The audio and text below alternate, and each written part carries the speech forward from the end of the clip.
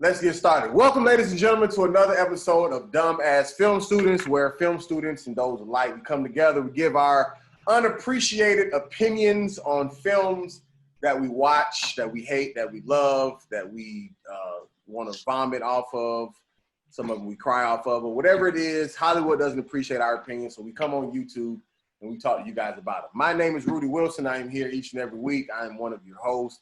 Joined as always by the man who does not smoke weed, but is in the sky on cloud nine, Mr. Daryl D.A. Henry.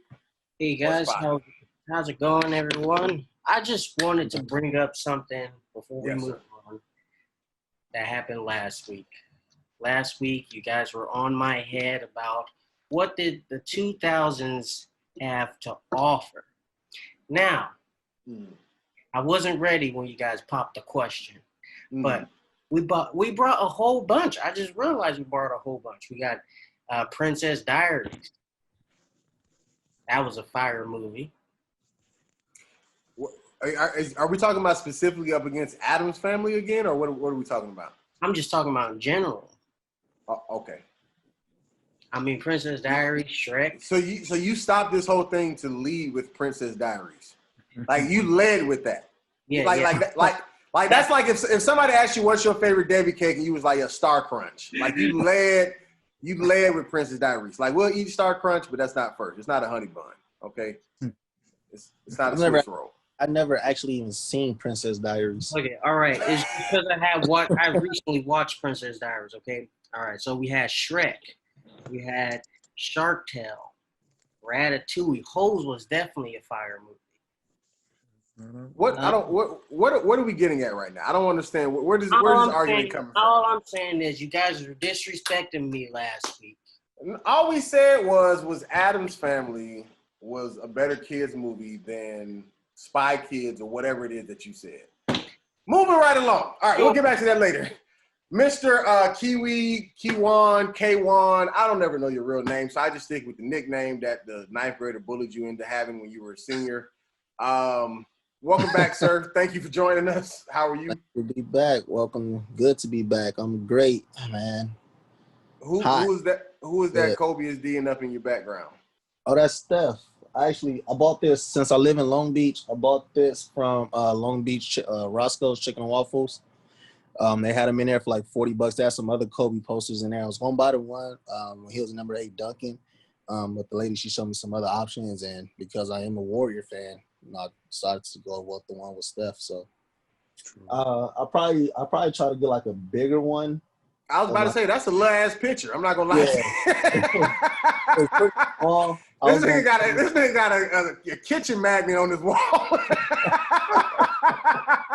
It was too small to throw in the living room. If you don't go put that on the refrigerator and get that. I was gonna buy a bigger one to put in the living room, hang in the living room. Nah, that's what's up, man. It's small, but when I seen, I'm like, I gotta have it, I gotta get it, so I got it. So nah, I feel you. It's actually unique. What made me notice it really is because you never really see Kobe pictures, especially post him dying, him playing defense. It's always normally like him on offense, or if it is him on defense, it's like him. Like from that picture they show from like a distance, and it's like he got this real like snarl on his face or whatever. But very rarely is it like that they usually show him off. So, but that's what's up. All right. So, anyways, and of course, every single week we bring a special guest on. This week, we have a very special guest. Is a family member of mine, my first cousin, my dad and his mama, his brother and sister. I spent a good majority of my teenage years joining his already humongous family of brothers and sisters. And so I added on to the collection of having to cook for big families and only drink half a cup of Kool-Aid to make sure everybody can get some. But this is my guy. This is my blood. And he wanted to join us. And so he is here today, Mr. Randon Pinkney. What's up, bro? Yo, what's going on? I'm glad to be, like I said before, man, I'm a fan of the show. This is actually something that I've always wanted to be a part of. As Rudy, you know, me and our other cousin, we used to do this type of stuff all the time back in college. So to actually have, outside, interest and to be able to do this, via Zoom. It's pretty cool, man. I applaud you guys for what you got going on here, and I'm happy to be here. I'm looking forward to it. All right, I'm not gonna lie to you. You sound like an Autobot right now. I don't know what happened to you. I don't know what happened to your audio or your connection, but visually you're clear, but you sounded like you was in the middle of transforming. Hey Rudy, I just want to know, would it have made a difference if he was your second cousin? Oh, it does. It does. Hey, I gotta say you extremely a kind cousin, because I don't care if you my first, second, last cousin. I ain't sharing no damn Kool-Aid. Boy. Well, it's consequences of that. Rand, your audio still you still. I don't know what you did between when you first got on and now. But go ahead. Let me say something. I put my charger in, so Let me ask you this. Are you connected to any type of Wi-Fi or something, or not connected? Yeah. I got my Wi-Fi. Let me take my Wi-Fi off, man. What's up, buddy? Let me take my Wi-Fi off. Let me see something. All right. Let me see something.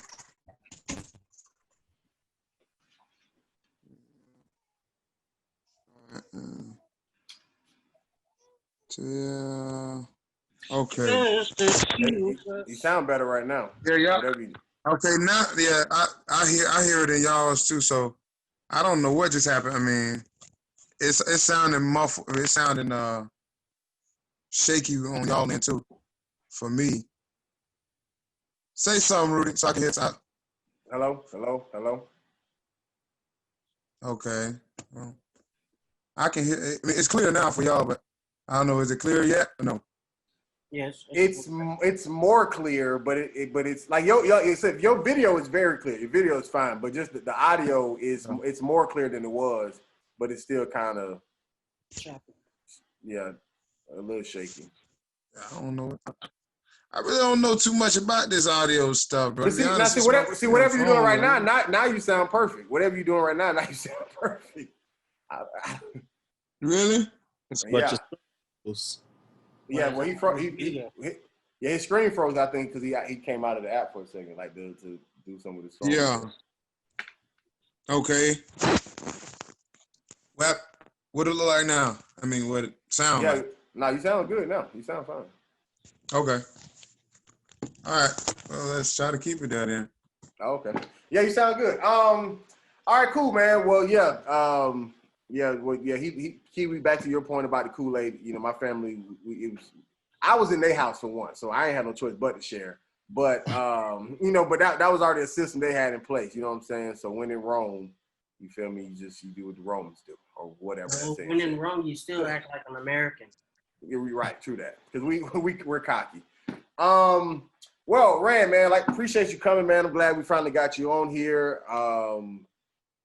I guess we can kind of start off. Obviously, I know you, but we can start off with your whole history in reference to not nothing real deep, but just where you're from, where you grew up.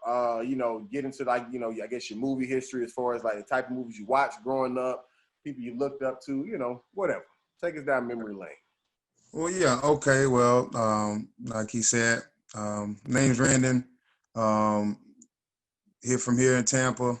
On my way I'm over here on the east side. So yeah, I'm over in Tampa, Florida, and went to school at FAM. Went to school with FAM for just baseball, really. I went to go play some sports, so really wasn't for no particular major.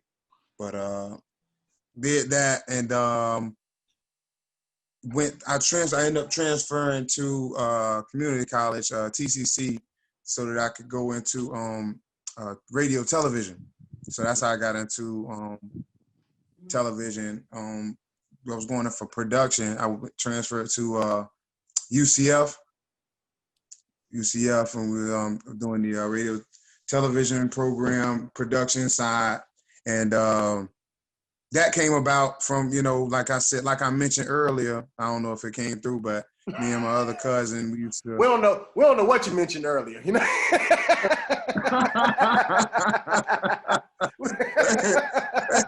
Well, yeah, something I mentioned earlier. Yeah, Right. me and my other cousin, we used to,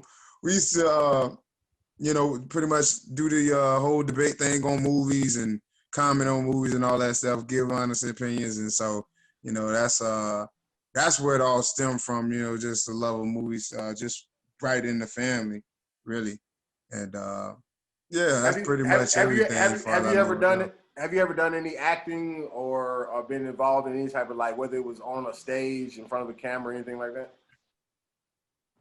No, I never did any acting. No, school plays back when I was in elementary, but I don't, that's that. But Right. Other than that, no, that's. I mean, what about on the production side? Like whether it was writing, directing, shooting, being a cameraman, editing, whatever, like anything to that degree? Yeah, I did some boring stuff for a weather channel for a state TV station back in for like an intern. Some stuff just recording. What'd you say, DA? Yeah, I thought you say he did boring stuff, not boring. Born like with Matt Damon. I was about to say. Oh, Born. Oh, no. That's pretty. Downplay that. Yeah, no, man. I did some stuff that wasn't, too interesting. Just recording, meetings in like some of those buildings out in Tallahassee where they have, it was like some government meetings and all that other stuff. So that wasn't none of my style. So recording stuff like that, just long meetings for no reason. So yeah, but that's it. Really. Do you want to cross over to the dark side? Like, do you want to get into filmmaking, whether it's acting or on the production side?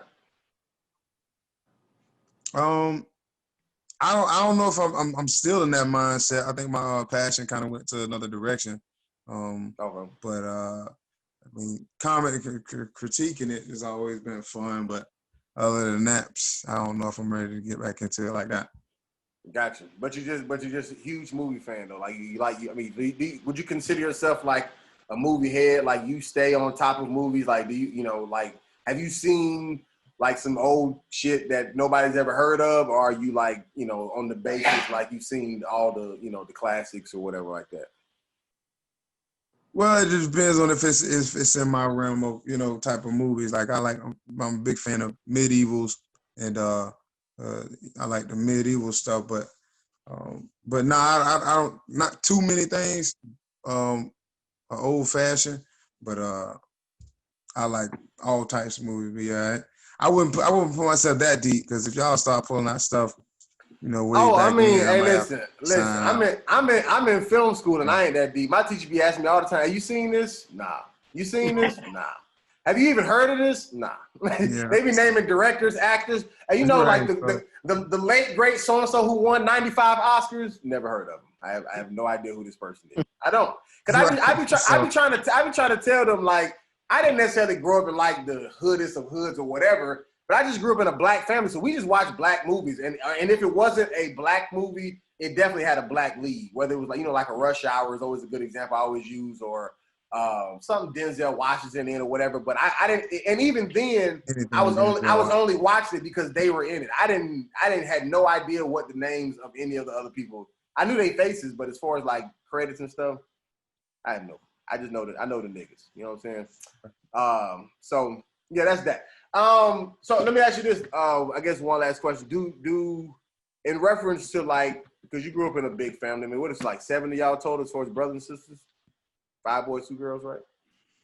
Yes, sir. 7. Yep. 5 boys, 2 girls.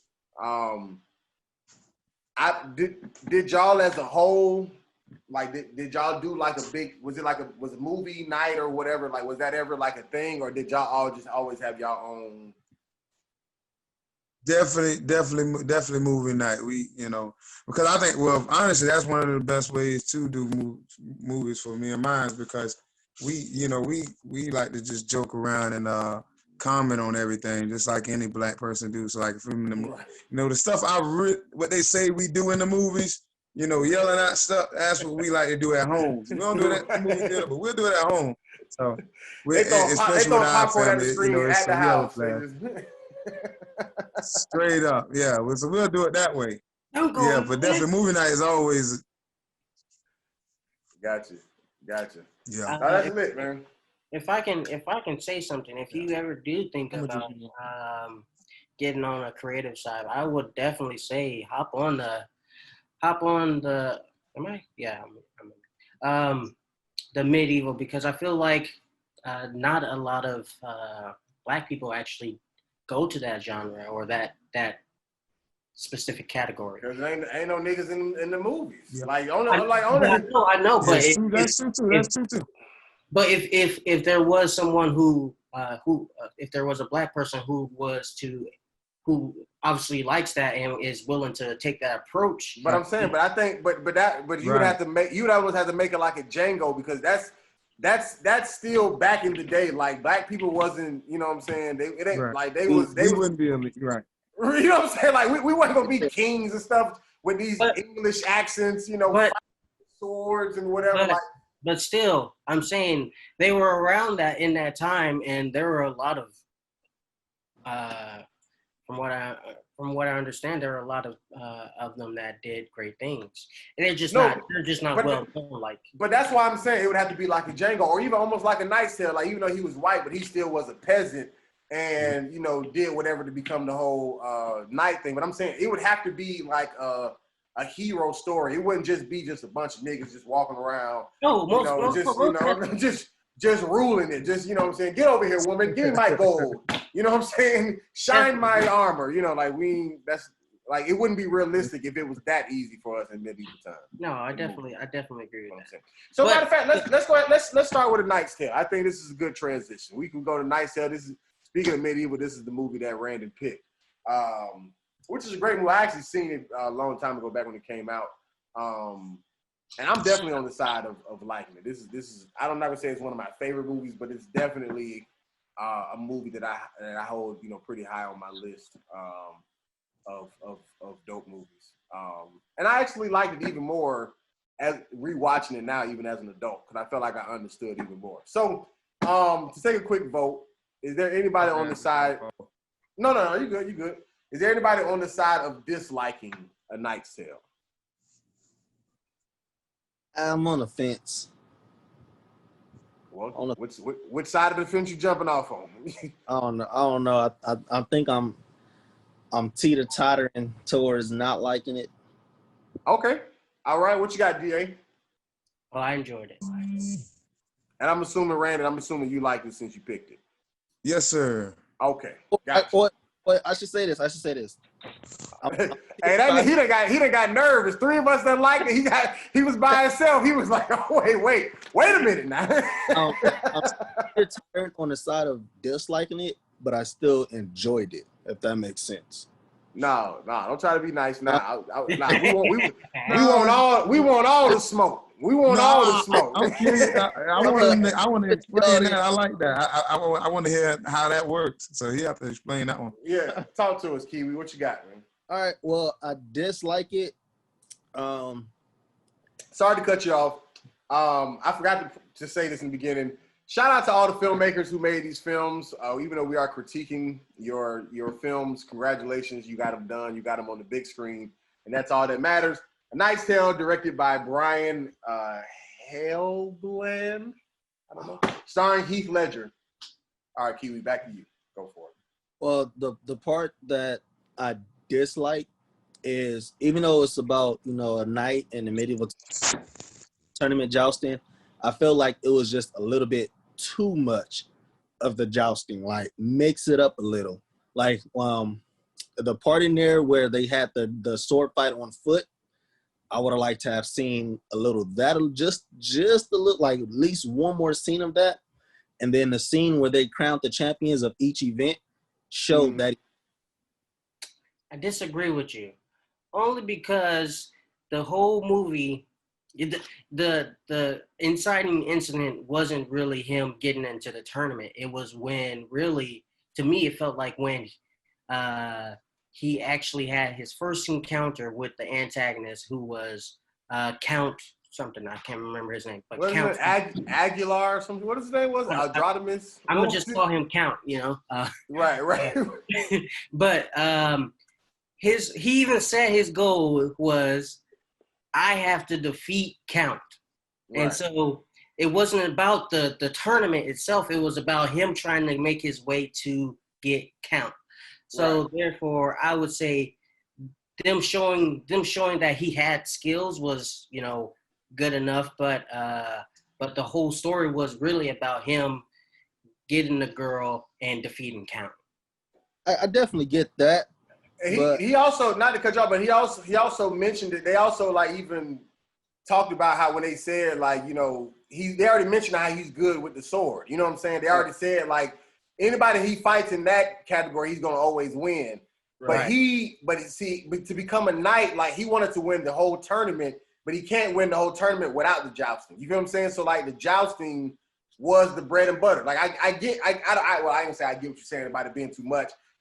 I think that they were heavy-handed because I guess, and I don't study medieval, so I don't know the official rules, but the way they laid it out was you cannot win, you cannot be tournament champion without winning the joust. Like because he had won the sword, and you know, and you get a reward from it. They made enough money. Like he could have just kept doing the sword, and they would have been straight. Like them coming from being peasants to now having money and eating good.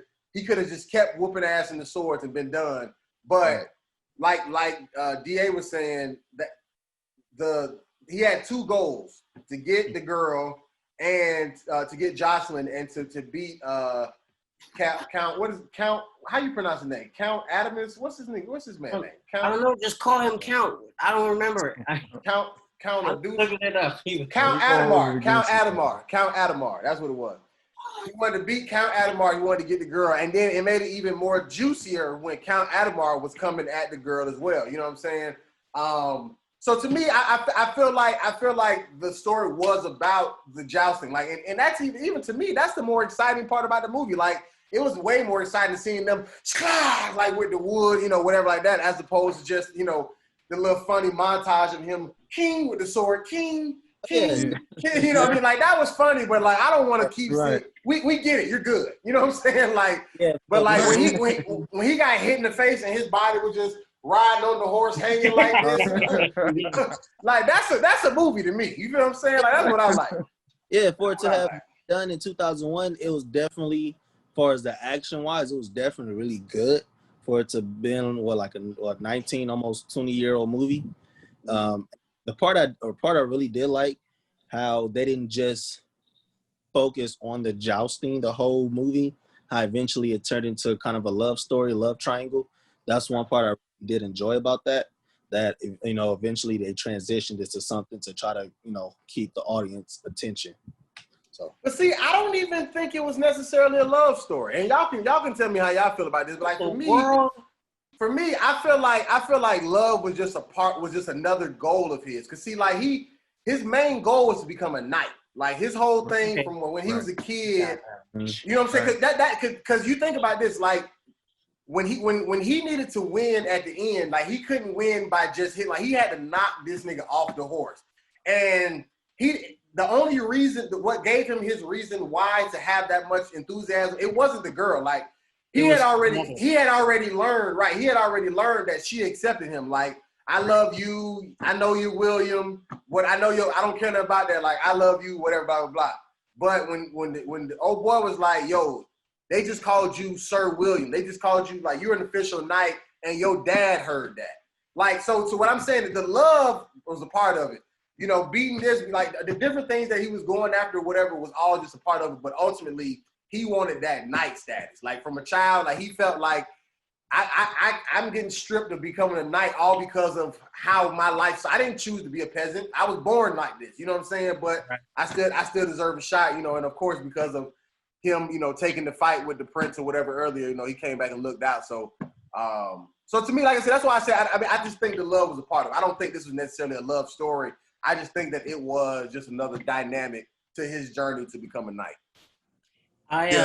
Just to butt in, and that's what I was gonna mention too.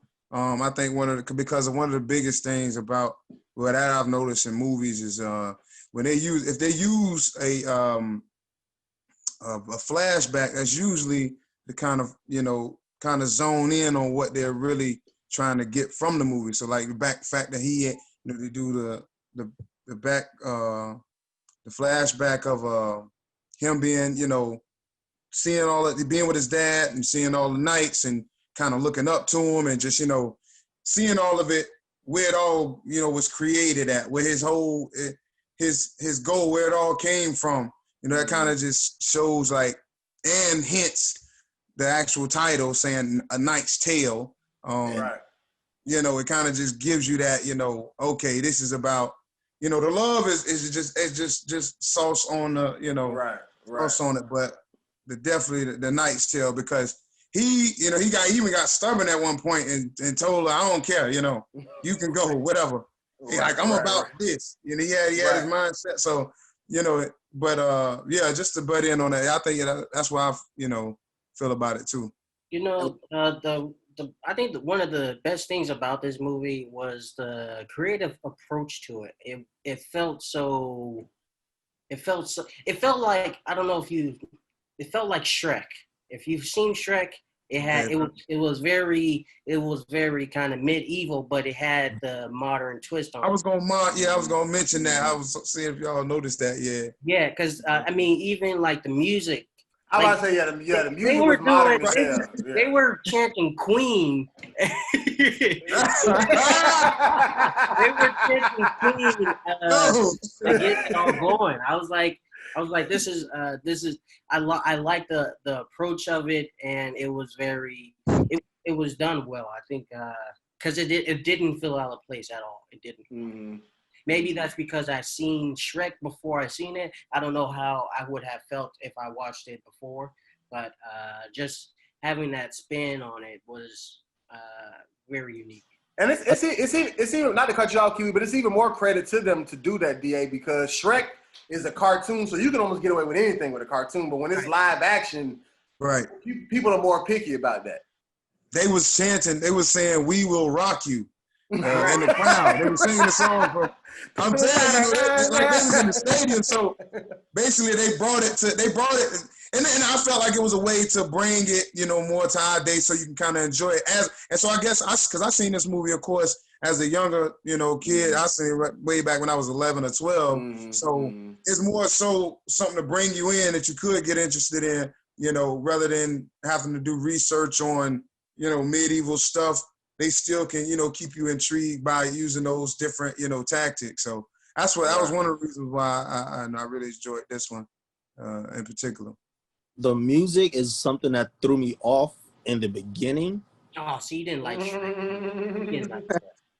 Because starting, it's like, okay, medieval times, let's get it, medieval times. And then they start playing this music, and that kind of threw me off. I'm like, okay, so what day and age are we living in where y'all up here, singing a song and chanting this, but we out here in the medieval times, like, okay, so, where's this movie? Because it was my first time seeing this movie. Mm-hmm. I'm trying to, first 5-10 minutes, I'm trying to figure out where we going with this. Right.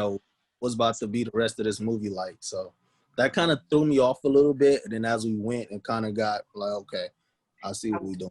I can agree with that, mainly because it was my first time watching it as well.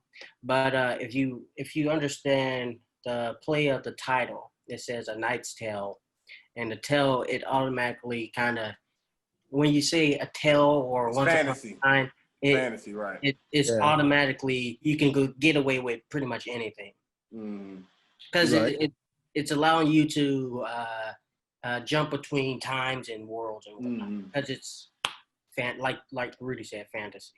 Right. And this was so well written, man. I mean, one of my favorite lines that I never even noticed when I watched this as a kid was when Count Adamar was like, I've never been dehorsed before, and Jocelyn was like, I haven't either, and I was like, well, that is a very powerful way of saying that I'm a virgin. Like I think that's very. I thought that was very clever because I've seen this movie at least 5 times prior to me watching it recently, and I never caught that line. Never caught that line. I think the dialogue. I mean, I think this movie is just good in general. Like it stood the test of times. I enjoyed it, just as much now, if not a little bit more than I did, when I first saw it. I just think this is an all around good film. I didn't even realize that Heath Ledger was as young as he was when he died. Like he was only like 28 or something. Yeah, man, it was sad. And I think this was like the only real movie I ever really seen him in outside of seeing him play Joker. And I didn't even see all of Dark Knight, but I just seen like different little clips of him. But this was like the movie. What? You need to go back and finish that movie. You never finished Dark Knight? You got to go back and finish that movie. I mean, it's a lot of Batman movies I haven't seen. You're right, but Dark Knight. You have to finish that one. That's Christian Bale. I'm saying I don't even know if I necessarily like started. I just think I've just seen like different clips like on YouTube. You're making it even worse, Rudy. Go back and finish the damn movie. It's imperative. Besides the first Batman got his name, the first Batman. I think it was Adam West. I think that was his name. Well, he played the TV show. Yeah, so besides him, Christian Bale is the greatest Batman character ever. I don't know, man. I have to second that, man. I like Keegan. Ooh. I like Michael Keegan, man. Ooh, I mean, he I'm was Michael good, but I'm like, I honestly don't like. I didn't like Christian Bale. I liked the movie for Joker, but when it came down to Batman, I wasn't feeling. I mean, Christian Bale lived that character. It was more than just playing it. He lived that. Can we just agree that what's his name? What's his name? The last guy who just did it. Ben Affleck. Ben Affleck. He was terrible. We ain't even gonna go that. We ain't even gonna go that route. We can all. And what makes me even more nervous is Robert Patterson is about to do it. Ben Affleck, he had no reason being in a Batman costume. I mean, I like Tobey Maguire's Spider-Man over all these niggas. You know what I'm saying? That's where I'm at. That's where I'm at. I mean, if that's the case, then that's real. I mean, in my opinion, Tobey Maguire he ain't cut it to me, but hey. He ain't cut it. Tobey Maguire did a hell of a job, but honestly, I got to give credit where credit is due. Tom Holland is killing Spider-Man right now.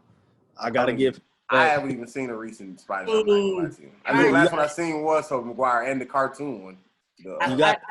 I just feel like with Tom Holland, they're making him he would be able to shine more if they weren't making him too much like Tony Stark. True. So I mean, if you look at the second one, what was it? Far From Home. He literally had the Tony Stark glasses. Like right. What the hell? In the whole Marvel universe, Spider-Man doesn't take over for Iron Man. He doesn't. It's not something. All he did was admire Iron Man, and they had like a little team up and whatnot. I think the most thing I take away from like the Spider-Man deal is the fact that on cartoon and even the comics that Spider-Man was he had a sense of humor, and so when it come down to joking around, I think that's a big part of his character. So Tobey Maguire was too pathetic to do that. I'm gonna just put that out there, and then the third guy, what his name was, I'm not sure. Tom Holland. But I honestly like the second guy the most because I thought as far as it was more natural for him to. I think it was more natural for him. He was more natural in that sense. Because I mean, when it comes down to the superpowers, that's gonna be given to you. Okay, that's fine. But when it came down to the personality, I felt like second guy had it. That's just me. I can agree with that only because he is. Not only appearance and personality-wise, he is a great balance between Tobey Maguire and Tom Holland. So I can give you that one.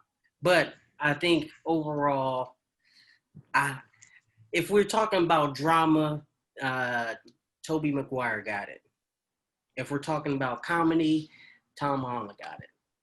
If we're talking about overall good content, that's a tough one. I think you're just trying to please everybody. You can stick with yours. It's fine. You gotta please everybody. No. Because look, because I won't lie. In the originals with Tobey Maguire, there was really no comedy. Besides the third one when he was all doing that dancing with. And that wasn't we weren't laughing with him. We was definitely laughing at him.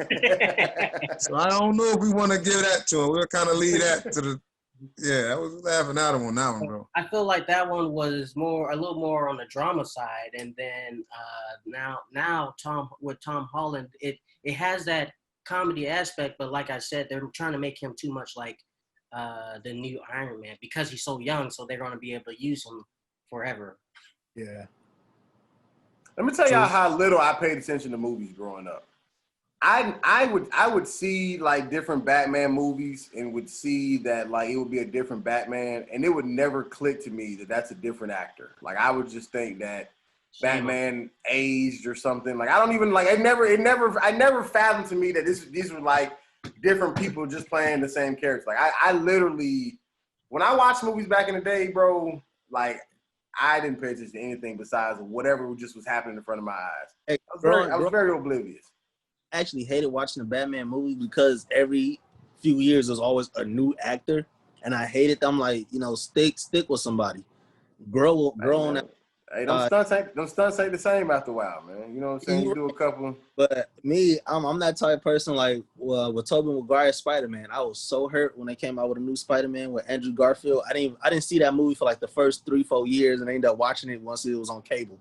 So that's how long. It's because I hate it. So me, I like superhero movies when they use that same person, or until that person just like I'm done with it. Like Robert Downey Jr. with Iron Man. It's because really with when it came to Spider-Man, they would hint that like with Andrew Garfield, they hint at Sinister Six coming, and I was like, what? All right, yeah. That's cool. And then I think they also hint at Rhinoceros coming and Tobey Maguire, and then but each time they hint at something, it's a new person, and it's like, what the hell? Why are you gonna build all this up in this anxiety that happened? The third movie, with Rhino and the Sinister Six for Andrew Garfield, I was ready for that one, and then with the new Tom Holland one, I was kind of disappointed because that was one of my goals, trying to get in the movie industry to play the Black Spider-Man since I was my favorite superhero. I want to do that. I want to be the Black Spider-Man, but now since they're already in production for it, I'm like, fuck. There go that. Yeah. So. Well, back to A Knight's Tale. Definitely a dope movie. Like I said, I mean, I think the performance was great. I think they did a good job, even with, I don't know if they had to train for it or not, but even just getting authentic shots of like Heath Ledger on a horse, you know what I'm saying, as opposed to like it just being all stunt men or whatever, you know what I'm saying? Like I thought that was, pretty good. I'm not sure how much he did as far as like the contact stuff, but like even when he was training in the woods or whatever, it's always good to, kind of, I guess them figure out a way to make it look genuine. So yeah, anybody else have anything else for A Knight's Tale before we move on? One thing I like about it, because at the end, it's always got to be something, a drastic action that got to happen just to show the difference and, the importance of what's going on. So basically that last joust, when he just pretty much had to take off all his armor and pretty much risk everything just to get the job done. Yeah. That, that kind of sealed the deal, let alone the movie already was fire for me because, it was comedy in it. You had slick comments, you got modern music in it. You got, your love story. So it just, I feel like it had it all, to make a, good movie. Like we used to use the different quotes in the movie all the time, in college or whatever. So we used to use all that different stuff. Anyways, right. But for it to end off, like you said, with the no armor or whatever, and just pretty much, it's either this or that. I'm with it. Right. So that kind of stuff, it drew me in, and that kind of just sealed the deal. Once it happened, I say, that's a wrap. That's a wrap. Right. And that's true. I mean, because I've seen a lot of good movies, even recently, even watching this. I mean, doing this podcast, like we'll see good movies, but the ending be like, like the ending be just terrible. You know what I'm saying? Like it's nothing worse than a good movie with a bad ending. You know what I'm saying? Like they didn't know what to do at the end, so they just were like, just cut this shit off. You know, we done. Like whatever happened last, just put it there. We done. You know what I'm saying? So, but a nice tale, like they thought it all the way through. You know, even with him going back, you know, like going to London last, you know, finding his father being blind, like just the whole everything. You know what I'm saying? Having the, you know, the little quotes. You know, did he follow, you know, the stars or whatever it was? Did he follow his steps back home or whatever the whole the thing him and his father used to say to each other. She changed the stars and followed something back home, followed his footsteps. On your feet. Yeah, well, yeah, whatever. If you're not first, you're last. You know, all that type of shit. My dad ain't never told me nothing like none of it. No, I'm just kidding. But I think, like I said, I think they wrote it out all the way to the end. And I have to say, one of the funniest parts about this movie was the first time Heath Ledger's character I don't know if he got hit in the face, whatever like that, but when he got hit so hard, he got knocked back into his childhood. I was like, yo, that nigga drove that stick through his soul. Yeah. Like he got hit with like, boom, that just flashed back to, he had to remember why he still wanted to be here because he was ready to quit after that. Like I gotta go to my roots, you know, why I still want to be in this fight. Oh yeah. No, I don't think that was funnier than the last one with the antagonist where he got hit twice. What you mean? Hit twice when? Because the first time they did the first one and he fell off the horse. You talking about that they flashed it back? Yeah, and everyone came over and basically did the Friday thing. You got right. Yeah. I think that one thing, Rudy. Are you in LA right now, Rudy? Yeah. Have you ever heard of a place called Medieval Times in Buena Park, like right across the street from? I have, but not. I know there was one in LA, but I've heard of one on the East Coast too. Like I think I was in DC or somewhere. It's in Orlando. Yeah. Have you guys ever been? Have you ever been? No, I've never been. I heard about it. Though. You gotta go because it's such a connection to the movie based off of what it is about the medieval times and the tournament jousting. It's exactly like that. It's a hell of a show, man. My first time going was like my 9th or 10th birthday, something like that, and it was a hell of a show. Do it smell like horse doo-doo in them? No, it don't, man. It's a dinner show. I know that's what I'm saying, but I know they got horse stuff. You know, I don't want to be smelling no ass while I'm trying. It's actually really it's cold in there. It's not like hot like in a hockey game cold, but it is chilly in there. So kind of that chill takes over to smell everything. So it's ass in the air. You just don't know it because it's cold. It's ass in the air. Ass in the air because they down there. They down there in full combat. But you can't smell it because, like I said, it's a dinner, so you smell the food. What about like dust and stuff? Do dust and stuff be flying in your food? Not necessarily because they have it to where you're back enough to where the dust don't kick up. That that close. I mean, dust travel. It ain't got to be the immediate. But that's that one little kick up and it just float back there.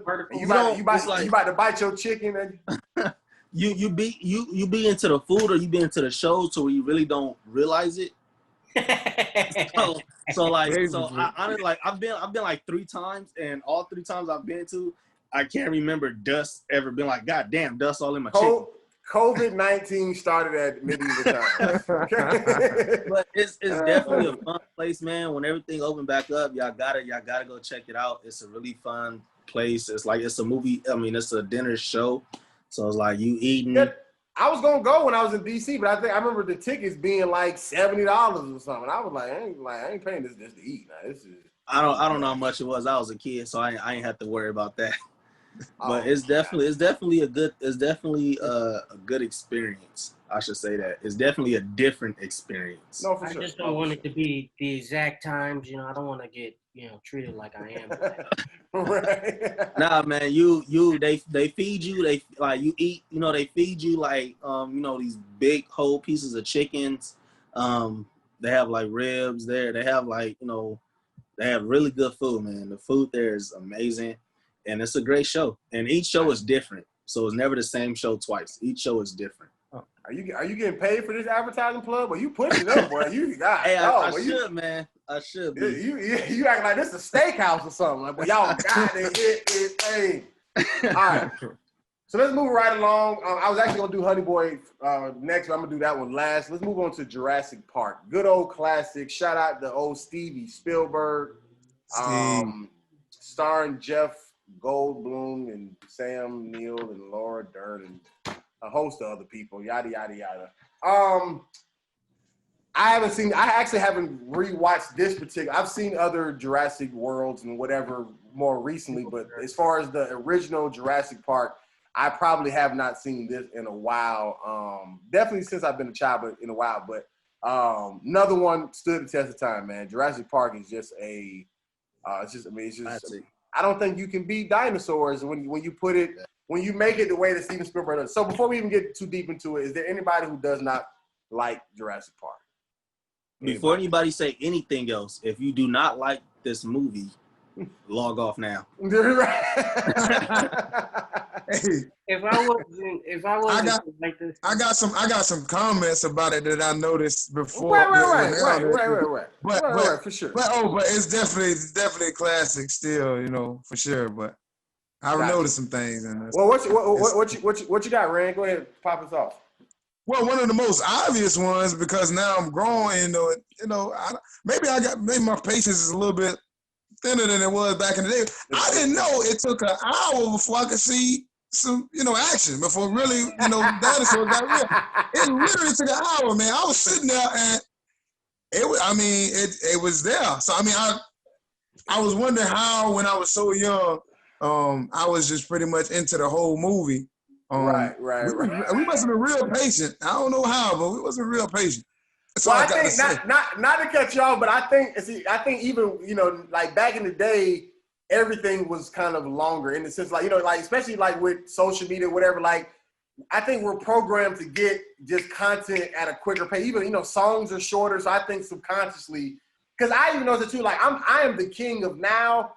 I'd be looking to see how long movies are, and if a movie starts feeling too long, I'd touch the screen, see how much longer it got left. You know what I'm saying? Like I'm definitely that guy. So I get it, but I think our patience has grown shorter due to content has been given at a quicker pace. So we're just like, yo, bring the dinosaurs on, bite somebody's head off. I don't care nothing about this backstory. The fact that they're trying to steal stuff. Yeah, let's just go. So somebody got to go. After 35 minutes, I'm like, just take somebody off the map now.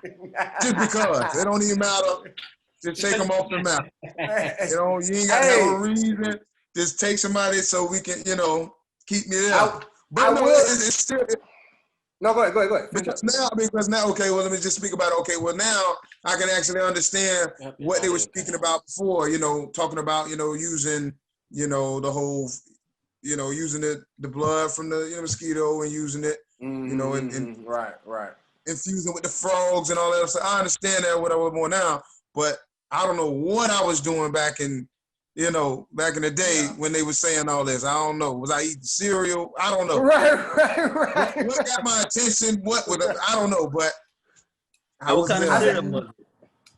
But see, I think I think, but as a kid, I think your attention span is so short that your mind probably did wander off while all the other stuff was going on, but it didn't matter to you because your mind just, it'll wander off, come back. And by the time it did that a good 4 or 5 times, you looked up dinosaurs. You know what I'm saying? So it's kind of like, but like as an adult, like you sitting there watching the whole time, and you just like, yo, why is the first half of this movie so long? Because the movie's definitely 2 hours and 5 minutes or something like that. So it has definitely a long runtime. But it also was the first of its kind. You know what I'm saying? So I think that they were really trying to, not only set up the backstory, but also, set up like how. Because honestly, I didn't even remember how the dinosaurs got loose or whatever. I just remember there was people. I didn't know, like you said, I didn't remember as a kid nothing about a mosquito, the person, you know, with the security system. Like, I didn't pay attention to none of that. I just knew it was just dinosaurs,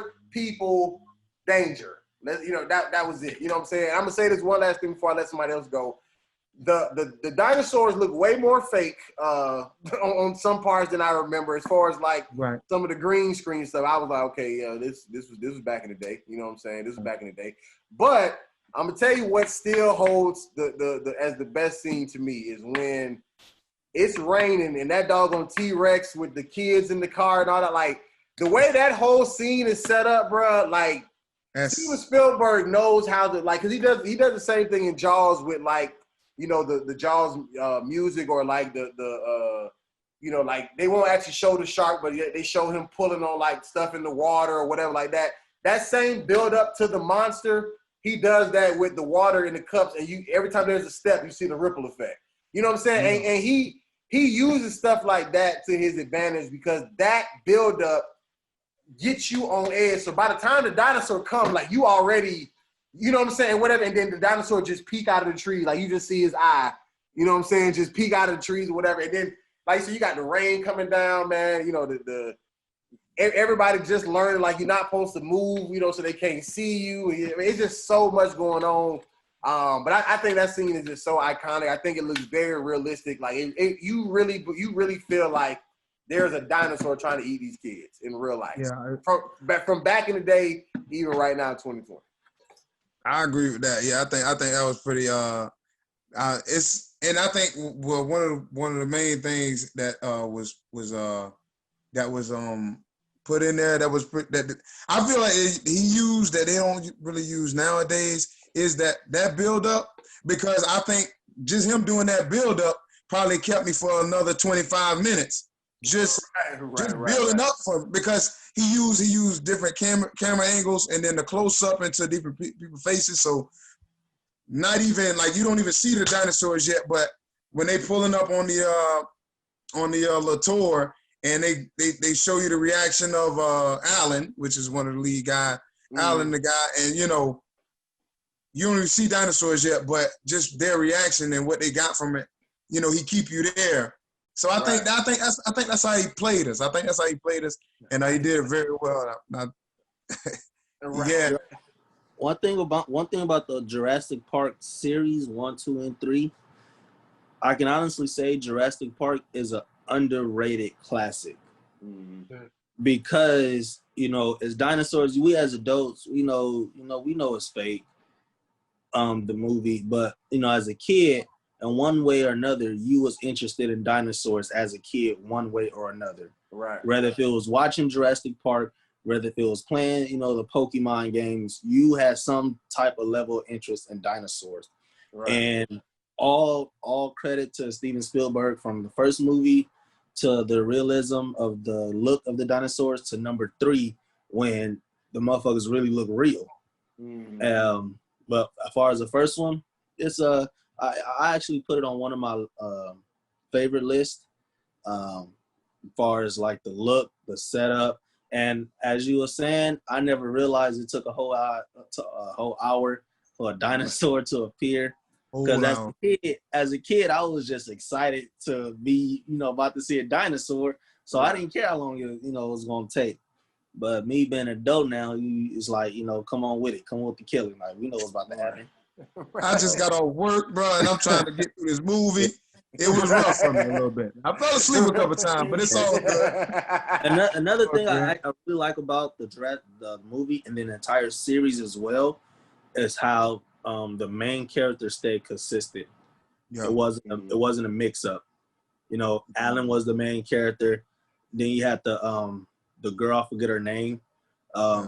Even in the third one, when she wasn't in the movie like that, but she still had a role, like a flat role. So I definitely like how they stay consistent with the main characters versus, you know, the ones they just threw out there to get eaten. And then I like how in the first one, you know, you had that one black person, Samuel. I like how Samuel was the only black person. Definitely got to talk about that. And then on top of that, not only was he the only black person, but he was the scientist, you know. Right. So that definitely. Which we have never, you know what? it caught me off guard to really realize that was Samuel.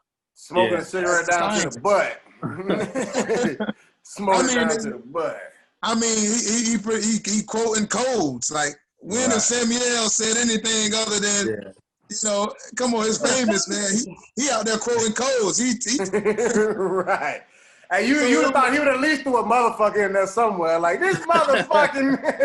Oh, boy. Hey. Hey, you can see him standing with the cigarette in mouth. The cigarette talk. He killed the cigarette talk. He left down for the niggas, man. Like I said, no. I mean, Samuel definitely. I mean, he always, even when he has like little side roles like that. I mean, he's a phenomenal actor. He always executes whatever's in front. Even just being the nigga robbing the little McDowell's in the first Coming to America. You know what I'm saying? Man. Like, even just that small scene is people remember just that one scene.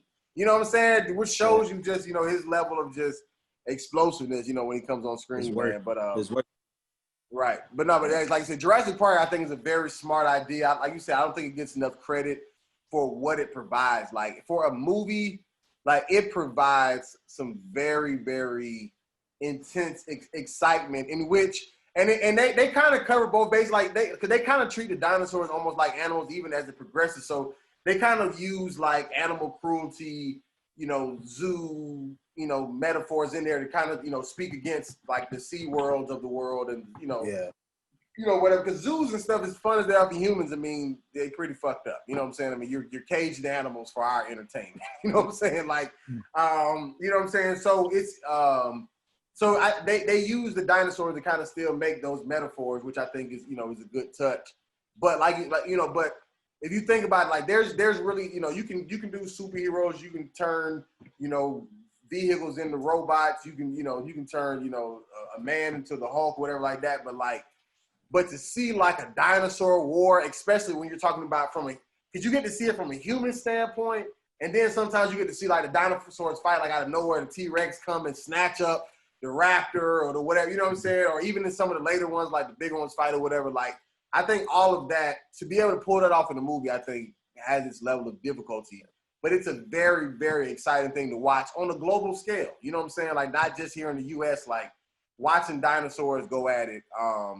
It takes you into a fantasy world that we whether you believe dinosaurs are real or not, it takes you to like a time like I would imagine like what it would be like if I was standing there looking up at these dinosaurs, and running for my life or whatever the case may be. So I think Jurassic Park, whoever came up with the original idea or whatever, I think it's very very smart, and the way that they pulled it off, I think it's dope. I agree with it being an underrated classic for sure. All knowledge I have of dinosaurs came from all the Jurassic Park movies. Right. Like from raptors being the smartest dinosaurs out there, from just all the knowledge all came from Jurassic Park. So that's why it is one of my favorites.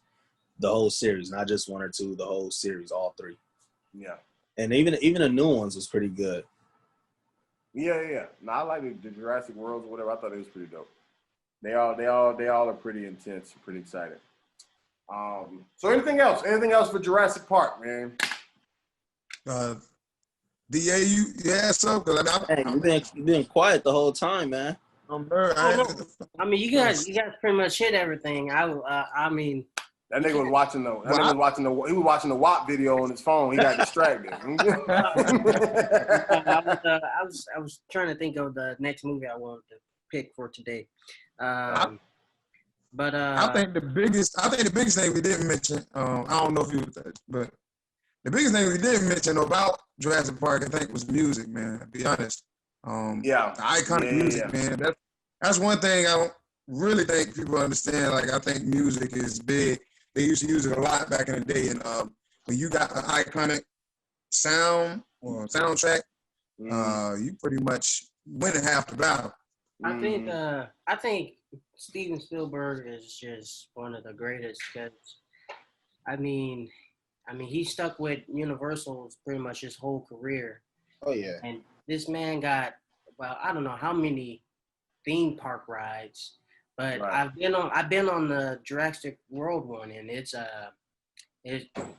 just like the movie. It has small moments that you think it's gonna scare you, but it doesn't. Right. And then Right. at the very end of the ride, you think, oh, all right, it's just this little small hill.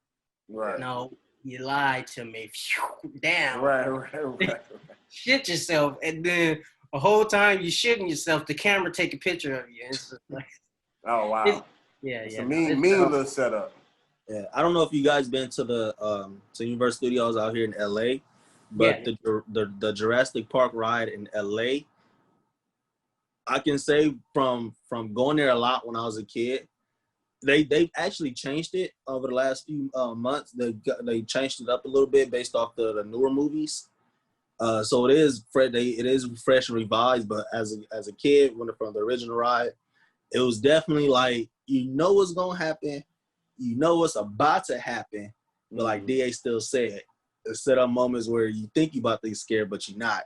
And then when when you're not about you're not about to get scared, that's when a big ass dinosaur head pop out and scare the shit.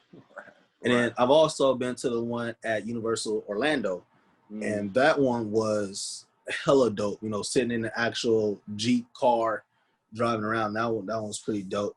So like I said, man, Jurassic Park, Steven Spielberg, I'll probably say this is one of his greatest creations, man. Motherfucker got a ride out of it. So I mean, what more can you ask out of that?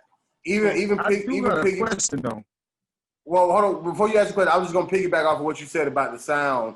Not even just the soundtrack, but also the sound design. Like, cause just behind the scenes when it comes down to filmmaking, like all those scenes with like whether it's dinosaurs running or just all that different stuff that you see, like a lot of that stuff comes without sound. Like they shoot whatever, I don't know if they use CGI, but whatever visual effects that they were using, like they had to put all that together, and then somebody has to add in every single footstep, every single flap of a wing, every single just whatever, you know what I'm saying? I mean, and so just whatever it is that they use for the sound design, even transition over to whatever they use for the dinosaurs. Like when they were in the kitchen and the kids was hiding, and you see the raptors' feet, you see them walking, and it's tapping the floor. You know what I'm saying? Like all that stuff to me, I thought was very impressive. But what was your question, Rand? Okay, I'm just wondering. I don't know if I'm tripping, but okay, it was the same scene that you like. All right, hold on, wait. You went back to robot mode for a second. Well, I had to. Hello? Yeah, I don't. Yeah, you still sound the same. I don't know what you did last time to fix it, but maybe try that again. if you did anything, I don't know what you did, but right. Hello. Yeah. Say something else. Okay. Well. Oh yeah, nice. It's still choppy. Try to. I don't know when you clicked out of it and clicked back in. I don't know. It seemed like every time you went away, like your audio had got clearer. I don't know what you was doing last time. Yeah, we go. I jumped out of that. Oh yeah, see now you sound better. All right. Okay. Yeah. Well, yeah, no, okay, in the scene. What? No, you good. Go ahead. Okay, yeah. So in the scene when the T-Rex was after the kids, when he first came up, it seemed like he was on level ground. I might be tripping. He was on level ground, but then when it came down to the car getting flipped over and all that other stuff, they was on the ledge. Right. So am I tripping with my spacing or did that change? No. I thought about that too because I thought about that too because I don't know if it's maybe because the dinosaur was just that big and he was down on the bottom ledge and then kind of came up because they never really showed when he broke the gate or whatever. Like they never showed when he actually ate they never showed when he grabbed the goat. They just showed when the leg hit the car and then he was throwing it in his mouth. And so I think even then, if I remember correctly, I think his feet was on the lower level and they could only see his head or whatever then. And I believe he came up to that level from there, if I'm not mistaken. I'm gonna just tell you, I rewinded, bro, and it didn't add up like that because the goat was on eye level. You could see the goat, you could see his knees and his hooves. So he was right there, and when the dinosaur came, his head was way over the, it wasn't you could see the whole body. So it wasn't like, he jumped anything. Right. I mean, I don't know, because honestly, I felt like it was pretty weird how the little boy kept not dying. Like, he fell off a ledge into a tree, didn't die. He was dead. He was dead. He got shocked though. He got shocked on the fist when they turned the power back on. Like, I'm like, yo, how does this nigga keep living, bro? Like, he is the motherfucker right there. Yeah. He was dead. That was it, man. Yeah. He fell at least 40 feet in the car, in a Swiss car. Right. They wasn't. He was gone. Go ahead. No, I just say he was gone. It was it. Yeah, they wasn't gonna show a little boy getting killed in that type of movie. I know, but why? But why show him almost died that so many times? Like, it wasn't even like it was somebody else. It was literally him in situations where anybody else would normally die, and he just living like he just the chosen one. Like, he just can't be touched. Like, he was like, jump off of this and just fall into the tree. All right, get up, let's go. But you know what? It showed like their toughness, being like him being a kid and then surviving all of that, surviving almost dying, and you trying to escape a damn T-Rex and you 8 years old. That showed like the toughness of it, of him. I'm gonna tell you when he got tough. When he had that broke leg running in the kitchen and that last minute he straightened up and got through that door. That's when it happened real quick. That leg wasn't broke no more. So we seen a lot of tough out of man. If you see a raptor coming after you, your ass gonna get that leg straightened up real quick, boy. It straightened up real quick. I think that was I think that was his actually character flaw, the fact that he was afraid. So they made him go through a lot of stuff to actually make him get over his fear. Right. I will say I didn't like at the end how the little girl just automatically is a computer genius to lock it. She went through the whole thing to lock the whole system. Like, where did that even come from? Where did we ever get the idea that this child can go into a whole system? Like, they literally said, none of us can get back to this without the fat nigga. And then all of a sudden the little girl come and she like, oh, I did this before. Sklink, sklink, sklink, sklink. This is like, wait, where did this come from? If you remember, it was sort of like a video game to her. That's how she kind of knew what she was doing. I'm not buying it.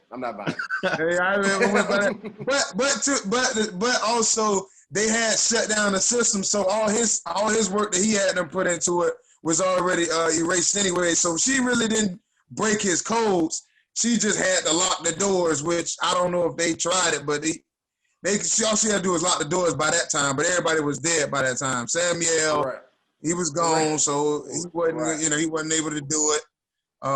So yeah, I think that's how that happened. I guess because for me, like they stressed the little boys' knowledge about dinosaurs, whatever. Right. There was no indication that this girl could get on a computer and figure out how to work this system. Is what I'm saying. Like, there was no setup. That's true. There was no setup for that payoff. I don't know where that came from. True. She saved the day, like, because like every other time she was screaming, she was afraid of the dinosaurs. Like the thing sneezed in her face. Like, she was just never having good luck. And then like she was missing shots all game, and then she came from half court and pulled up a game winner all game. Yeah, they had to give it right. It was like, what I'm saying? They had to give her one. But I will say, right before we move on to the last one, I will say she does have still the most classic scene when she sees the dinosaur and she on her knees and her head cocked to the side. She do that little scream when she see the T-Rex. That little like that is a sight I will never forget. Like, that is, every time I think about Jurassic Park, I always think about that little white girl screaming with her head cocked to the side, hollering for her life. That's if you guys ever notice, even with the two newer Jurassic Park or worlds, the T-Rex have stayed consistent.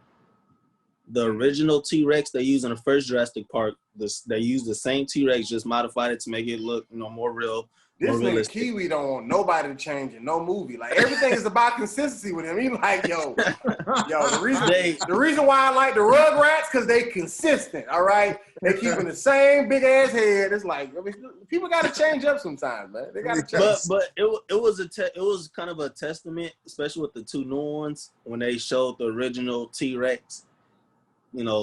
Paying tribute to the original Jurassic Park. Right. So that's what I mean by them staying consistent with the T-Rex. No, I got you. All right, last but certainly not least, we got Honey Boy, directed by Alma Harrell. I guess is how you pronounce the director's name, starring Shia LaBeouf. I'm gonna start off by saying this: Shia LaBeouf don't get the credit he deserves as an actor. Like, most definitely. This nigga here be acting his ass off. And I'm not even just talking about just in this movie, Honey Boy, which he also wrote. But even in this other stuff, I've watched him obviously since Even Stevens. And I can't remember the name of this movie, but I remember him back when he was still Louis Stevens. He played a Disney Channel movie where he had to play like a mentally challenged like character or whatever. And as a kid, like he bodied it. It was called like Something True or whatever. I'll try to Google it or whatever. But like he was like, I had only known him for being the goofy kid from Even Stevens, and he transitioned to a dramatic role while still being a child. And I mean, was very, very believable. You know what I'm saying? So, and even ever since then, I mean, anything that he's in, like he sells whatever role that he plays, win, lose, or draw when it comes down to his real life. So, did anybody not like Honey Boy before we move on?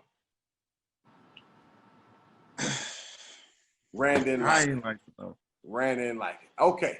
All right, since he said that, I didn't want to say it first, but I honestly felt like this movie was bullshit. Shia LaBeouf acting was wonderful, but the movie was bullshit. Okay, what about you, DA? I thought the movie was great. Okay, I did too. I thought it was a pretty phenomenal movie. I thought it was really, really good. All right, well, let's hear you haters first. What you guys got to say about this? Throw it at us. I'll go first. I don't know if it's because I tried to cram the movie in such a short time that I really didn't get to pay attention and take it slow and enjoy it. And I don't know if it's because I missed the first 5 minutes because I was in my kitchen like the first 5 minutes of it. So when I come back in, just a whole bunch of shit is happening. Just a bunch of shit is happening. So I'm like the whole movie, I'm trying to figure out what the fuck is this movie about. Like I get the part he go to rehab, he had a bad relationship with his dad, but what the hell is the main storyline about? So that's why I said it was a piece of shit. But Shia LaBeouf acting through it, I feel like was genius. You just said what the movie was about, though. You said it was about a bad relationship with his father. Yeah, but what was it about though? That's literally what it was about. What caused that bad relationship? That's what Did you watch this movie? What movie did you watch? Like I said, I crammed it in. So first of all, the movie is basically a biopic of Shia LaBeouf. Yeah, Shia LaBeouf, right. This is what Shia LaBeouf went through, basically coming up in his whole TV industry, and like this is a real depiction. Shia LaBeouf was basically playing his dad and how he raised him. So the kid was Kid Shia LaBeouf. Young Otis was Kid Shia LaBeouf. So basically it flashes back and forth between, because Shia LaBeouf is no secret. He's been in the news about, all the trouble he got in and whatever. And so it basically was flashing back and forth between like his adulthood and the way, his actions, of whatever it is that he's doing as an adult. And then in the beginning of the movie, when the therapist and him are talking, he's like, it says something to like, my dad couldn't have caused it, whatever. It's something about his dad, whatever. And then that's when they go back into the flashback. And so they keep going back and forth between showing the childhood and the adulthood to show this is where he's at currently. because of this. You know what I'm saying? And then it ultimately ended with him going back to his father, and they had whatever little reconciliation, which ultimately let him say the line of, "I'm gonna make a movie about you," or whatever, which ended up being this as a result. So all of this is really a snapshot into Shia LaBeouf's life from when he was a child, when we seen him on Even Stevens and whatever else, all the way through even fairly recently when he was all in the news and stuff about, whatever trouble he got in and people thinking he's crazy and so on and so forth. So just to give you a synopsis, that's kind of what the movie's about. Go ahead, DA. I was going to say, think about it this way. I guess one of the major lines in this movie was the therapist told him he has PTSD, and we're actually seeing what he has PTSD from. Right. I thought it was a dope line when the black dude was like, "Dang, I thought only soldiers and black people got PTSD." Yeah. I thought that was a good line. What you got, Rand? Well, I thought that. I mean, I think as far as with the whole, I knew exactly what the movie was about because I read what it said it was going to be about, Shia LaBeouf. So I'm interested in it, vaguely. But when it comes down to it, like I told you before, I'm coming from work, so I'm watching all this late. So I'm finna fall asleep, here and there. So I'm pretty much falling asleep through this movie. But it's because it's in one. Like I feel like if he doing flashbacks, and I'm not saying go crazy, but just it was literally within. I felt like that was literally within like probably 1 or 2 weeks of his life with his dad. I'm not even sure how long, but I feel like that snapshot was literally like 1 or 2 weeks with his dad staying at where they were staying at and him doing a little whatever. But it was nothing. It didn't take it outside of like, okay, so I mean, I don't know if that's against maybe some law that they can't show some things that he was doing that we might be familiar of, like if he showed like some of the movies or something like that. They did. Because around that time, I was saying like that if he was doing like Even Steven or something, like if he threw that in there, kind of gets us a little bit.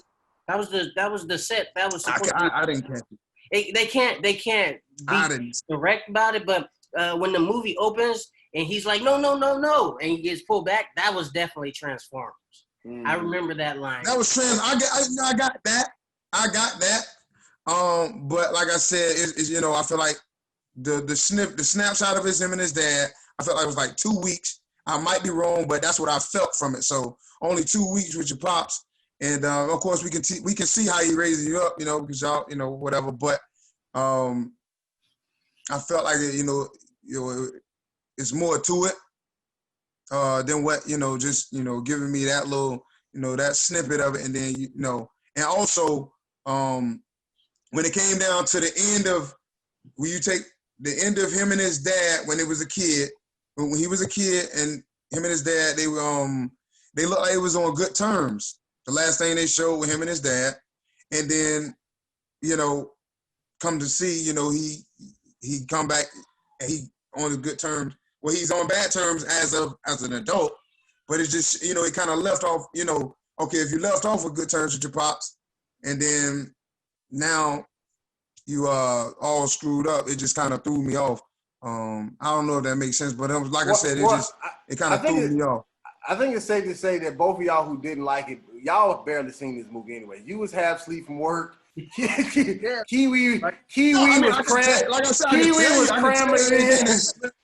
I can't tell you everything happened, but like I said, it was definitely a longer span than a 2 week span. I guess for me, I knew he was going to be about his life, but I think maybe because I was kind of a Even Stevens fan, so like even though I knew that they weren't going to show the direct movie or whatever, but like I never even really paid attention to what happened with him in the news and stuff. I just knew stuff was happening. So for me, I think it was a kind of an interesting twist because even with his father being the cause of the PTSD, but at the same time, like it ain't like his father wasn't necessarily like the worst person in the world. Like his father loved him. You know what I'm saying? It ain't like he hated him. Like he wasn't, you know what I'm saying? Like he would practice with him, you know what I'm saying? They would do the juggling or whatever. Like, you know what I'm saying? Like he was just a shitty human being which caused him to be a bad father more than he was just it ain't like he was a guy who had a kid and just didn't like the kid. Can't wait. If the kid ran away, he wouldn't care. Like he cared about the child, but he was just a jacked up individual. You know what I'm saying? Whether it was from the war or whatever, I seen they had like the jacket on or whatever like that. But I still think it's funny how that caused the PTSD, because it really was just more dysfunction. Because even with his dad slapping him, like they didn't make it seem like his dad beat him on the regular. You know what I'm saying? Like it didn't seem like every single day he walked in drunk and was just like, "Come here, bam." You know what I'm saying? Like it didn't seem that intense when it came down to it, because there was more times where they would be like, his dad would show him private affection, but they would get in front of other people, he would let go of his hand. You know what I'm saying? Or whatever like that. Right. So like, to me, like all of that type of stuff, I think is what affected him. And he just, he kind of just never really was grounded. Your mom's somewhere else, you living in this hotel, I think the relationship with him and the shy girl was totally weird. I don't know what that was about. I didn't get. Was that code for having sex? Rudy, like they just didn't want to actually show it or something? Rudy, let me take over. All right.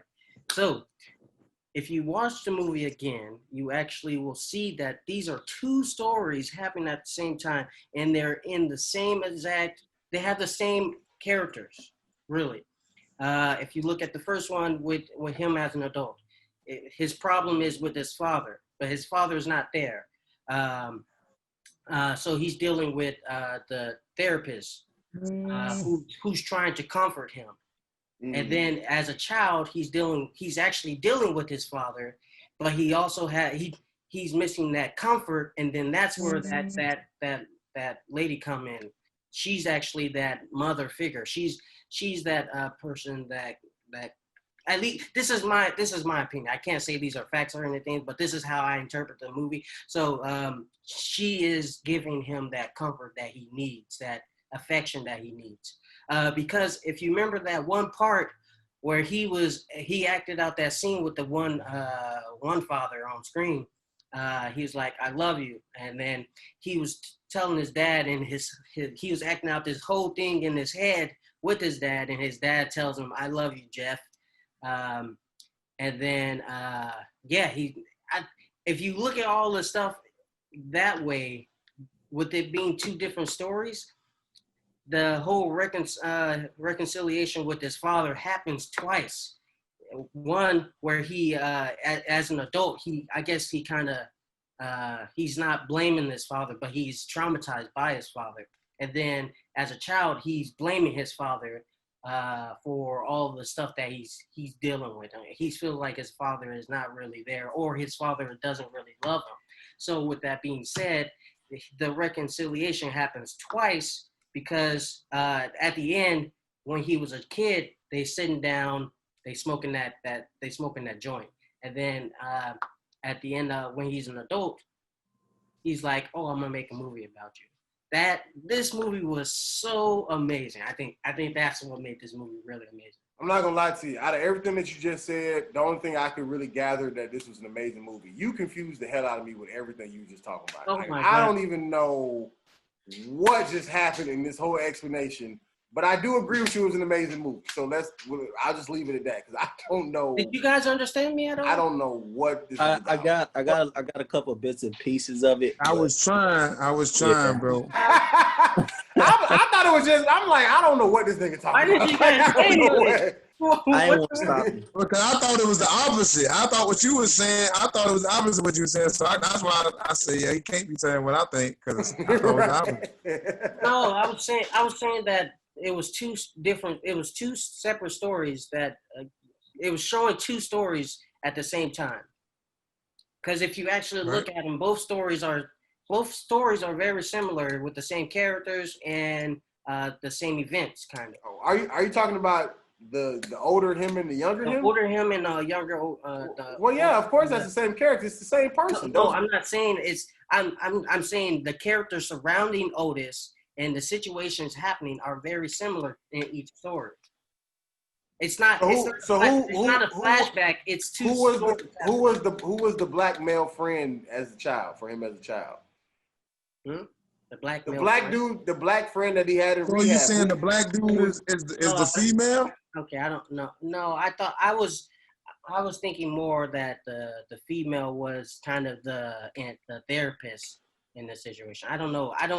I can't say every part he- has This the nigga He compared hated one the therapist at person. one point. You compared one person and made it seem like it was I everybody. compared two people. I said the father. The Father and who? father, him and the father is the same person, but they just older and younger. It's the same people. Never mind. Yeah, what are you talking about? What are you talking about right now? What are you? I'm literally saying that the stories reflect each other. It may not reflect each other in every aspect, but they reflect each other. I mean, if you would have said the girl and the black dude was sort of playing the same role, that would have made a little more sense for me, because I felt like I was the only person that could kind of, talk to him or keep him kind of level-headed when he was older. Maybe that. But the therapist, he couldn't stand her. I mean, maybe she used to push all his buttons. Yeah, Right. maybe that is true. I mean, but that's her job. But he used to push all his buttons, in my opinion. So I don't really know. Right. See, the only reason I can somewhat agree, but the only reason I had thought the therapist and the lady, I don't know if she was a hooker or something. Her name was Shy. Yeah, what was she? But the random black girl, I felt like they were both nurturing in different ways. She was nurturing to where he didn't have a mom, so I felt like she was giving him that attention. She even said, "I've been taking care of your son, and while you've been gone, basically." And so you have to assume that this has been going on for for a long time. I don't know if they had sex or. I mean, that's what I'm saying. But to me, I just thought she just liked young dudes. I mean, that didn't seem. Their interaction didn't seem very. To me, it really felt like in real life, this is a grown woman and a child, so we can't make them screw on screen, technically. Right. But if we artistically put them in intimate situations, we can suggest that these two was banging. And this is what Shia LaBeouf was doing as a kid. Nothing about her said mother to me. I'm just being honest. Nothing about it. Another reason I say that the situations reflect each other because around the montages where the dad was going off to get high. I felt like if you watch, they're showing both sides of his life, and they're literally having the same situation and whatnot. So that's why I feel like. I mean, the only thing I really seen with the two stories was the adult version was who he was, and we just kept flashing back to what led to this point. Even with him having to be the big brother. I even think this movie was written pretty well as well. Like even with the whole Big Brother program, the confrontation with Tom at the pool, when him slanging him in the pool and stuff like that. I mean, I just think, and one of my favorite scenes, even when he was on the phone when the kid was on the phone with his mom, and he was barking back and forth like, oh, he said this, she said that, or whatever. And then like Shia LaBeouf got so mad, like he snatched the phone so quick from him and put it to his ear and was like, go outside. Like he did it all in one moment. All in one motion. Go outside. He just like, listen, bitch. Like you know what I'm saying? Like to me, I was just like, that is because for one, that takes some some real acting to go to a place where of what your father was doing that caused this trauma. Like he had to go through this trauma, really get rehab from this trauma, and then almost relive it to play this part. You know what I'm saying? And I think that I looked at this as young Shia LaBeouf and his father more than I did Shia LaBeouf playing his father. Like I really believe like this is who his father was. You know what I'm saying? Really trying, but he just he kind of they did it in a more goofy way, but in Ricky Bobby, like, his dad talked about how he just was a fuck up. He was like, anytime things are going right, it's something inside of me that just has to just, make things go wrong. I feel like Shia LaBeouf's dad was the same way with him growing up, which caused him to be so dysfunctional, but he also had success at the same time. So, you miss dysfunction with success and fame, and you get Kanye West almost to a certain degree. So, I mean, you know what I'm saying? It's a thing. Who to better play your father, and who knows your father better than you? So I feel like that was genius in him playing his own father.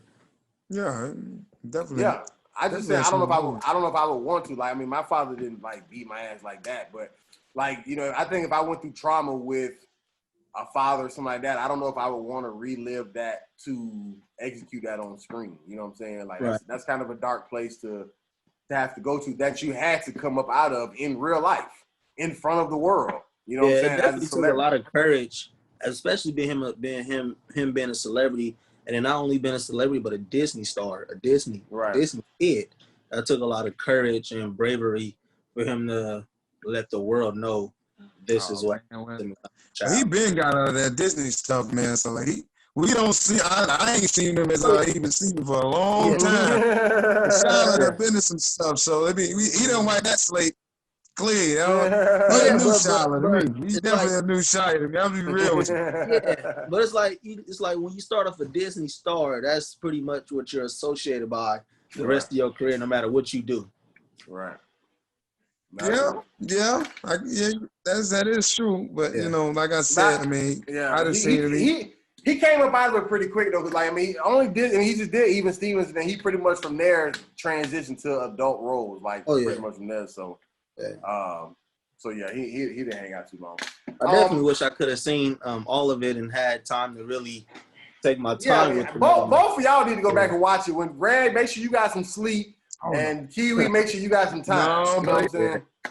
Don't put me back into that. Look, I love Shia, man, but I ain't gonna run that one again. I'm gonna just keep Nah, it's pretty. I know he is a great actor. Now I do respect him in his acting skills. I ain't gonna never do that. I've been giving him credit for sure, but I ain't gonna go down he's that road. actually an underrated actor. It's like he's not really making headlines when he's coming out with movies, but he's a hell of an actor. Right. Appreciate you. It's a lot of those with the last second backdrop, DA. I forgot about it. It's because you too busy looking at the WAP video. You've been looking at the WAP video on your phone since we've been talking about Honey Boy.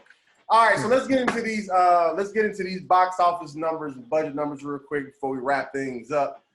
We can actually start with Honey Boy. We can guess the budget first. So what do you guys think the budget was for? I can't participate in this. Honey Boy. Okay. I already know. I'm aware. What you got?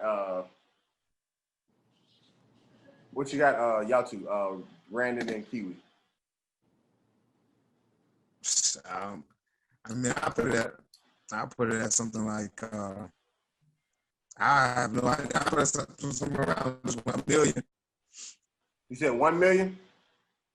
Yeah. Million. All right, what you got, Kiwi? I put it at like a good 6.5. 6.5. Actual retail price is 3.5 million. 3.5 million. So I guess Rand, you technically was close because you were under. And then so this had a box office release to a certain degree. But I think it was more of an Amazon Prime release. So it did have a little short run in the box office. So I will tell you it's definitely less than 5 million what they made in the box office. So what do you guys think they made in the short run of the box office it had? Well, if it cost them $3 million to make it and they made less than 5, I'm gonna say they probably made a little over 3, so probably like 380, maybe right at 4. So you picking right at 4, or you picking 3.8? Let's go 3.8. 3.8. All right, Rand, what you got? I put 3.5. 3.5. DA? Yeah. I already You know this as well? Yeah. All right. Did you look up all of them already? No. I was really interested about this movie. So Gotcha. All right.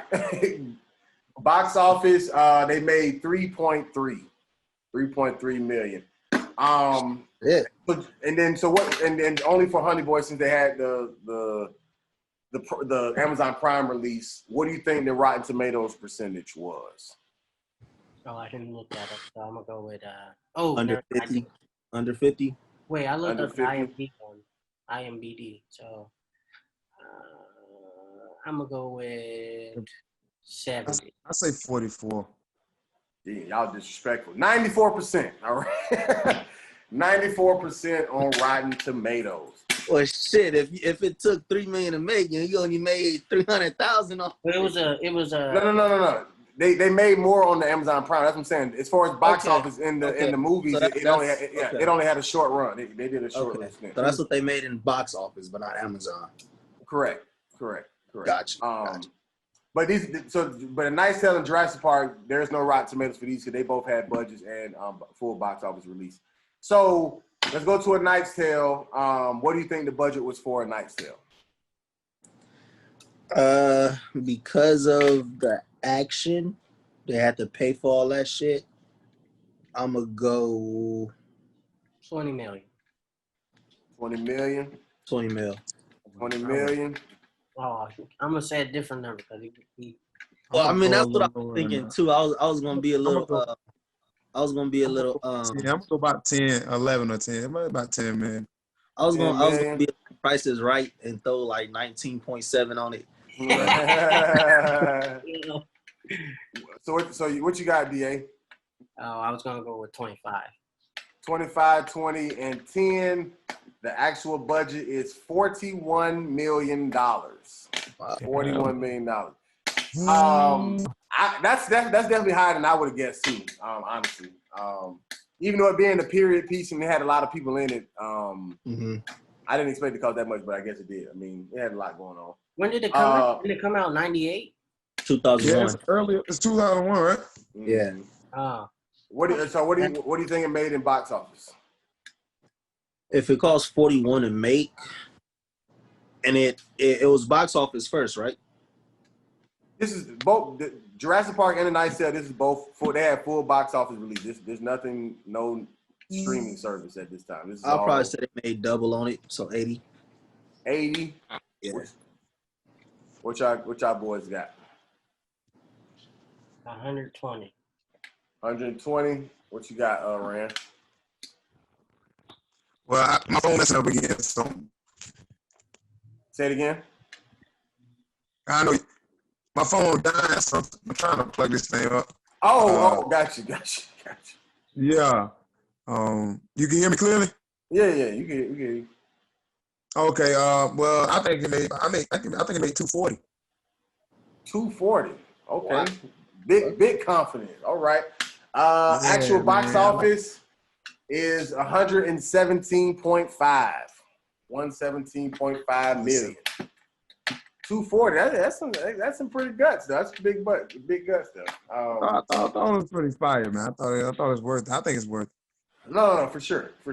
All right, last but certainly not least, we got Jurassic Park. What do you think the budget was for the very first Jurassic Park? $150 million. 150 and 32 million cents. And 32 cents. Taxes. I think it was like 60 million. 60 million. What you got, Rand? Boy. I give it to. I say about 170 mil. 170. 70 million. Y'all got some big bucks out here in Hollywood, don't you? Yeah, you guys spend that money on the dinosaurs, bro. The actual budget was 63 million. 63 million. That's crazy. And I'm sure the majority of that went to production. The actors probably got peanuts compared to how much they had to spend on all the other stuff. So yeah, that's Samuel in his 10 minutes of glory he probably got more than the actual main actors. Right. All right. So then, box office. What do you think we got in the box office? I think this was after after Jaws. So it's Spielberg. Yes, so. we'll say 220. 220 million. What you got? 350. 350, man. Give me 350. 211 and 17 cents.